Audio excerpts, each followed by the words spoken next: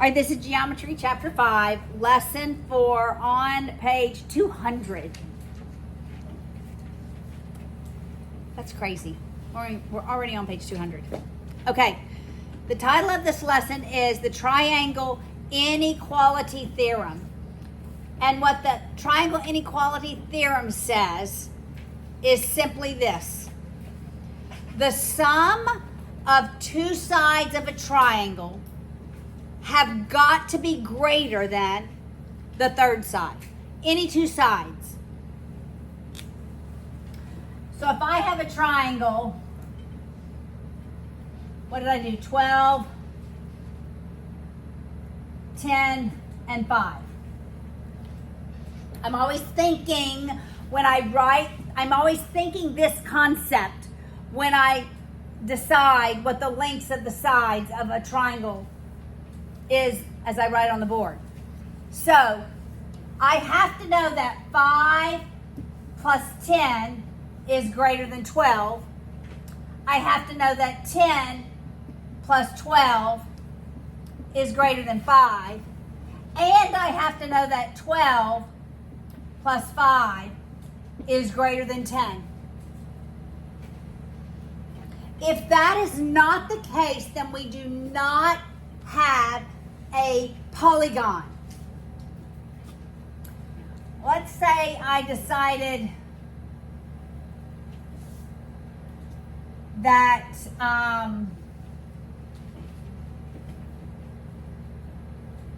this side was going to be 6. That's not a polygon. It's not a polygon. The reason it would not be a polygon is these sides are too short to make an obtuse angle so that the opposite side would be 12. Actually, the line that would be too short would probably be this one. But the point being, if this is not true, then you have two endpoints that don't meet, and you have something that is not a polygon. So that begs the question, if I give you any three sides and tell you and ask you the question, could these represent the sides of a triangle? Could you know for sure? Like 4, 8, and 10. Can 4, 8, and 10 represent B values of the sides of a triangle? So you'd have to ask yourself, is 4 plus 8 greater than 10? It is. Is 8 plus 10 greater than 4? It is. Is 4 plus 10 greater than 8? It is. So that actually could represent a triangle. You could have a triangle with side lengths of 4, 8, and 10. What about 7, 9, and 18? Could that represent the lengths of the sides of a triangle? And it can. Because 7 plus 9 is not greater than 18. Now, what if I just gave you the lengths of two sides and asked you, what are the possible values for the third side? Such as x, 9, and 18.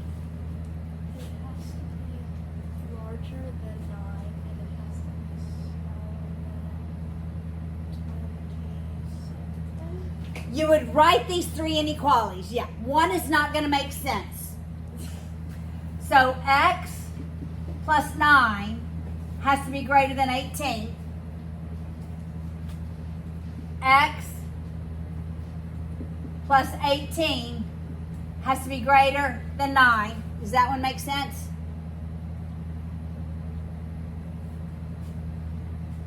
And what's another one? 9 plus 18 has to be greater than x. All right, so what would x be here? Subtract 9. X has to be greater than 9. That one makes sense. Does this one make sense? When I subtract 18, am I gonna have a negative? 1 is not gonna make sense. There's no such thing as the negative length of a side of a triangle. I laugh because there possibly is, but not in geometry.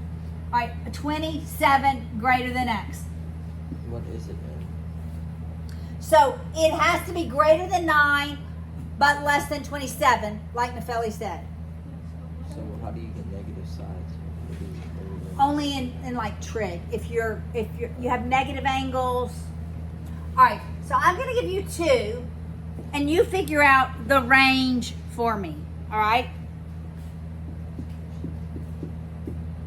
All right, give me the range of what that value could be for x, and then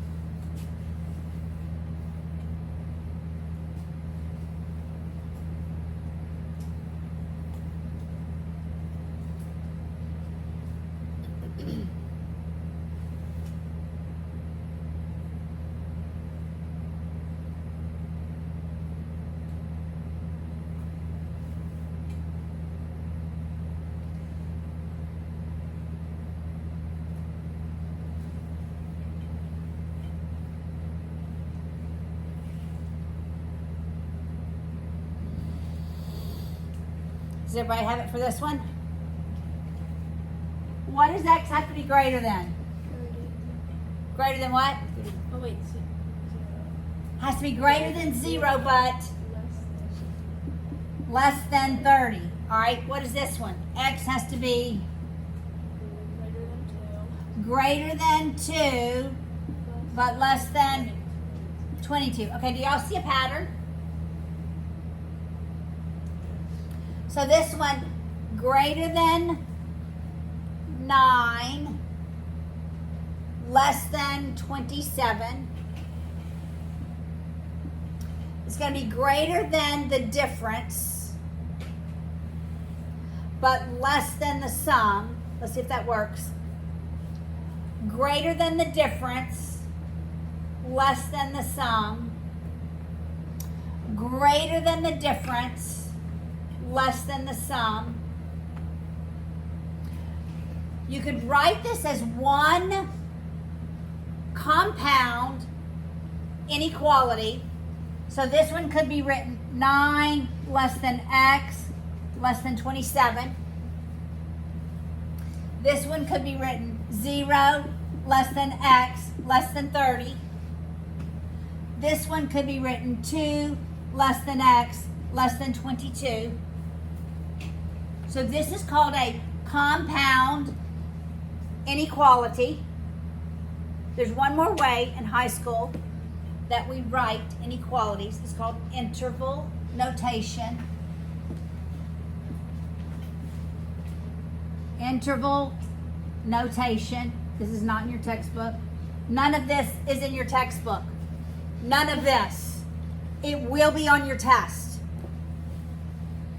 But I have a video. You need to go back and look at it, right? okay?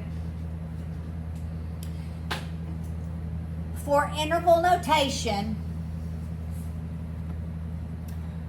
we use a bracket when it is also equal to. So, if I had 2 less than or equal to x less than 3, all right? I use a bracket when an equality sign is there. I use a parentheses when it's just less than, greater than, or anytime I'm dealing with infinity, I use a parentheses. All right, because x can equal to, I could write this in interval notation as bracket 2, comma 3, but 3 goes with the parentheses because it cannot equal 3.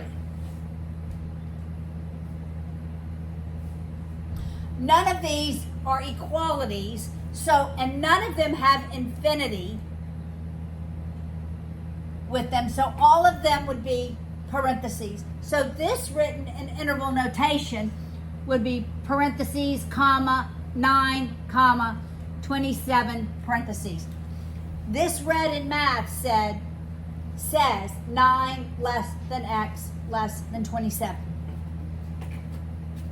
It's read the very same way. Same here. Parentheses, 0, comma, 30, parentheses. That's 0 less than x less than 30. Your smallest number always goes first. 2, comma, 20. So it's not a coordinate pair. You're accustomed to seeing coordinate pairs like this. But when we're having solutions to inequalities, they can be written in interval notation. We will do that next year. We'll do that exclusively once you get to pre-calculus. All right? Now, I'd like to work a proof. Interval notation will not be on your test. I say these words so that pre-calculus isn't the first time you have to do it. It should be in all your textbooks. It's not. This should be in your textbook. It's not. How long is our test?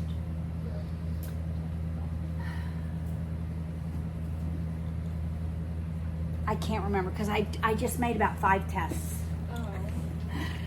in all 3 different classes.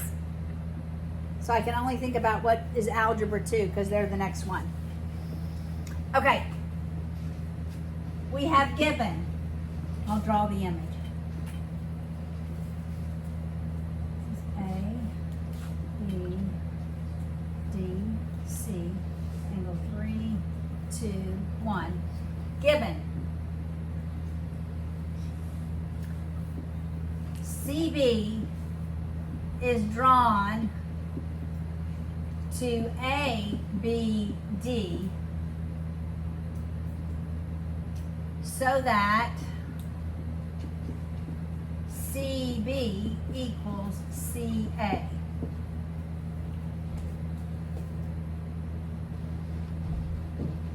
CB equals CA.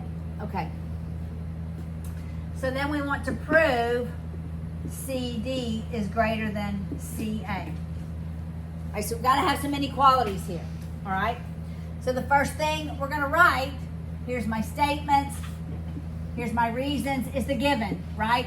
CB equals CA, and that is because it is given.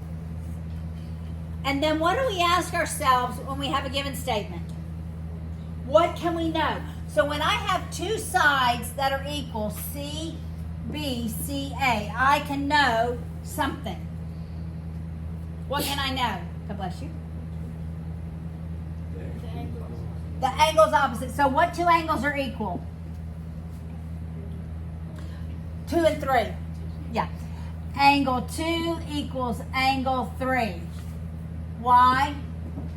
Because when sides of a triangle are equal, the angles opposite them are also equal.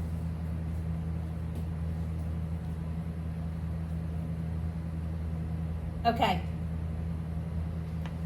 Now this is going to be a big stretch. So I'm going to give you a hint.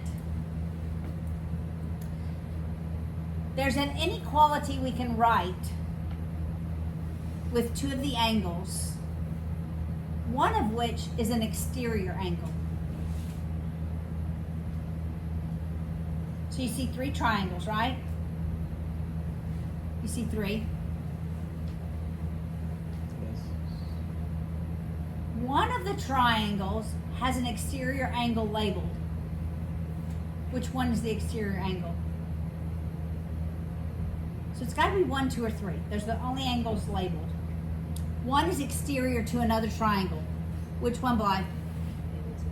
Angle 2 is an exterior angle to triangle CBD. So what do we know about exterior angles?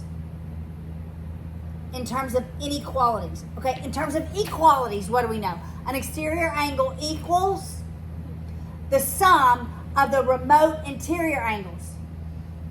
But we also learned that an exterior angle is greater than either remote interior angle. So what can I write?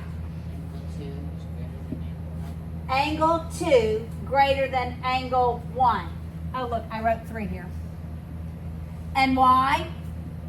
Because an exterior angle of a triangle is greater than either remote interior angles. Okay, now I have an inequality of angles. That's what I needed.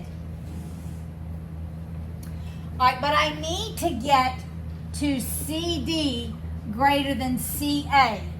So what angle, so I need to be able to say that the angles opposite them are unequal in the same order, right? So what angle is opposite CD?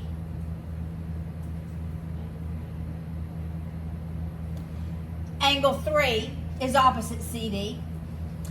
What angle is opposite CA? 1. Okay, so I need to say something about 1 and 3, but I don't have anything with 1 and 3 up there. Can I have something with 1 and 3?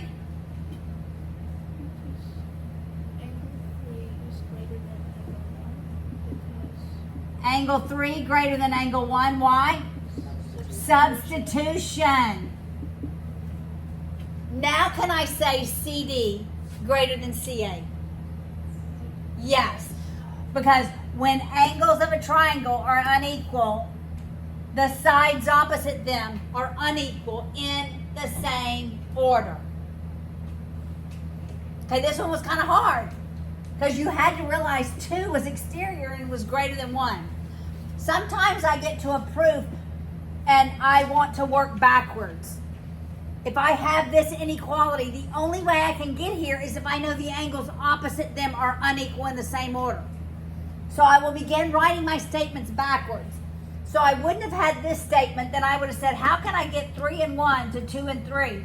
Somehow I got to get 2 in there. So I began looking, how does 2 relate to 1 and 3? Make sense?